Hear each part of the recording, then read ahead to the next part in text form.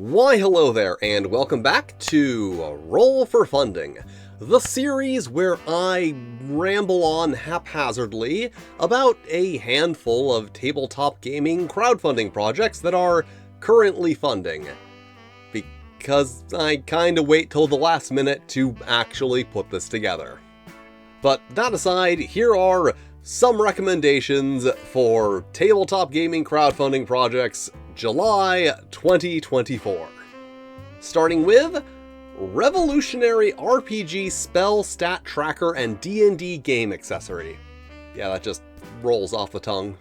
And yeah, this one is pretty much exactly what it looks like. A little frame that holds various counter dials that you can use to track your spells. And then there's also a set for attack and saves.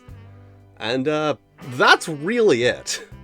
And yes, this is basically just a wholly unnecessary little gizmo that performs a function which is arguably easier to do in the standard way. However, I just happen to really like stupid little wholly unnecessary gizmos.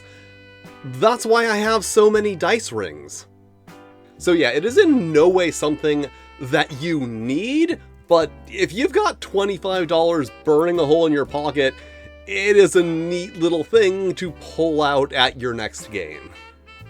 And next up we have 5 Star Match, which is a solo pro wrestling game. And for those of you who are unaware, pro wrestling is actually cool and awesome, but also has one major issue that makes both tabletop and video game adaptations a little tricky. That issue being that it's fake. Which, spoiler, so is all fiction media. And as such, the deeper mechanics, so to speak, of professional wrestling are actually narrative. In a pro wrestling match, victory does not go to the best fighter. It goes to the one whose victory is going to move the narrative in the direction that it needs to go. Or the one who has a creative control clause in their contract. That was a wrestling joke for the wrestling fans. And that can be very difficult to implement in a game that focuses on the surface level mechanics of strikes, holds, and throws. So the cool thing that this game does is it focuses on booking. So you make up your wrestling promotion and a roster of wrestlers, and then you book them in matches with different angles, with the reaction to the wrestlers' angles, storylines, and matches being more important than just who punched who harder. And that is a really neat angle to look at pro wrestling from. Not the story of a wrestler, but instead the story of a promotion, of which the wrestlers are only a part. And this is, of course, the recipient of this month's Golden Flump. I like pro wrestling, and this is a game that really seems like it is trying to capture the larger part of what makes pro wrestling fun, instead of just replicating the surface mechanics of an actual match.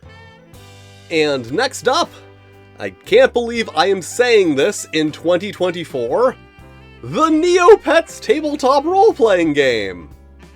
As I said, this does not seem like something I should be talking about in 2024. It seems like something that should be confined to a 2002 Angel Fire site made in Front Page Express. Yeah, I think I did a pretty thorough job of dating myself right there. But here it is, a Neopets tabletop role-playing game, and if you like Neopets, you might want to check it out because it's got the Neopets. Unfortunately, it does have something of a big idea vibe behind it. Like, there are some things here that look good to me. The biggest one being that they specify it can be played violently or non-violently, and a lot of games do not do both well. So I like the idea that they are actually trying from the ground up to provide an experience that allows you to do both. But they are also throwing a lot of ideas at you in the crowdfunding campaign like negs and paintbrushes and minigames, puzzles, item crafting, pets. They even hint at pets. And they are really vague on a lot of this stuff. Like, all this really said about the mechanics themselves is that they are intuitive and easy to pick up, without ever going into any kind of detail beyond that. Which, considering that one of the rewards is a standard 6-piece dice set, means that there is a distinctive possibility that it will just be some kind of basic-ass D20 system. Not saying that all D20 systems are bad, just most of them. So as I said, there's a lot of stuff here that sounds really cool, especially if you are or were a Neopets fan. But I must warn you that, based on my experience and reading of this campaign, it has the feeling of someone with a lot of ideas that they haven't actually figured out how to implement yet. I'm not saying don't bother with it, it's going to be terrible, just that's the vibe it's giving me.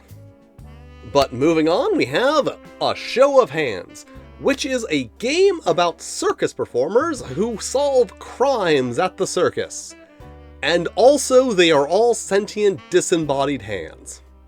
And it doesn't end just there, like, your hand can function as a character sheet. The mechanics may involve thumb wrestling or rock, paper, scissors. They are just really grabbing onto that hand theming and squeezing it tight.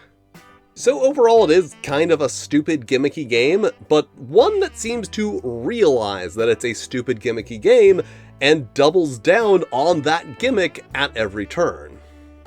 And finally, Huntered. Yeah, if you're going to give your game a cute name like that, I'm going to try and pronounce it. Which is a 2-player game of Hunter and Hunted, where one player takes on the role of a monster, and the other a monster hunter. The actual mechanics, at least as far as they're explained, seem a little unimpressive, just a bit of a back and forth and then drawing cards to play out random scenes, but the thing that really got my attention, and initially made me almost immediately dismiss the game, but then I warmed up to a bit, is that the mechanics use a ring and hook game. Like, there is also dice-based rules, but those aren't nearly as interesting as using the ring and hook game. And as suggested, normally that is the sort of thing that is an immediate turnoff for me, because it reminds me of Dread. But here it does feel really good thematically for what the game is actually about. You have a monster and a monster hunter, both vying to get the upper hand in a situation. And then similarly, you have both players trying to get their ring onto the hook. And then when one gets it on, they advance. So using an actual game between the players to reflect a game being played out between their characters is kind of a neat idea that actually kind of works here. And I believe that is it for Roll for Funding July 2024. As always, there will be links to all the projects in the description. You can click on those, it will take you to the project. It's all very simple. And I will be back next time with more projects from a different month, because I already did ones for this month. And thank you for watching. If you enjoy my content, you can follow me on Blue Sky, Twitter, even Tumblr. Especially Tumblr. There are links in the description. And extra special thanks to my Fight and Flail Snails, Broken Unicorn, D-Stex, Hasterfan, Randy Mulholland, Renee D, Sean Betts, Stephen Kramer, Toshiro Okuro, and Trey Adams.